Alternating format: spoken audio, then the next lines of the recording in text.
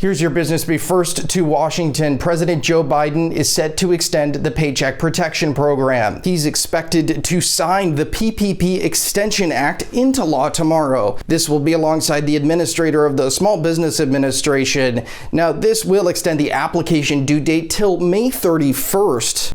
It was set to expire on Wednesday. The Senate just passed the bill on Thursday of last week. Now, this comes as roughly 200,000 small businesses wait for their applications to be accepted. Also on the politics beat, the CDC has issued a 90-day extension of the federal eviction moratorium. Now, this is to prevent tenants from being evicted if they're unable to make payments in the wake of the COVID-19 induced economic downturn. Now, the administration was really coming down to the wire here. The moratorium was set to expire on Wednesday and will now be in effect until the end of June. This comes alongside a broader effort to help renters. The American Rescue Plan included more than $21 billion in emergency rental assistance. The Supreme Court heard arguments from Goldman Sachs today. This is part of a long-running case dating back to the Great Recession.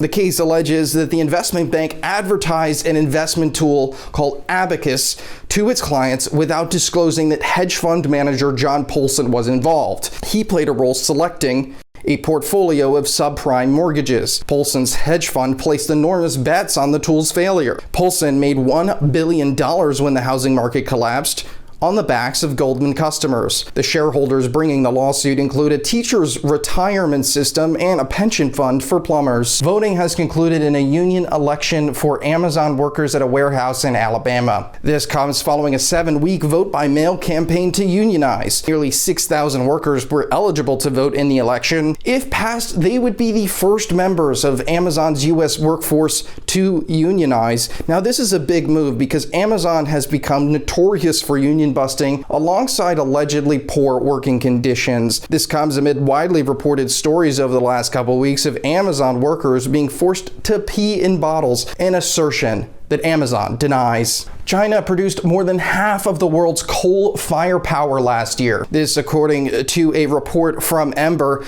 That's a UK-based global climate research firm. According to the report, the country produced 53% of the world's coal firepower. This comes despite the country's promise to reduce its dependence on coal. The country previously pledged to go carbon neutral by the year 2060. Now, the country has reduced its dependence. Coal firepower has gone down more than 13% over the past decade. And that's your business brief. I'm Andy Hirschfeld in New York.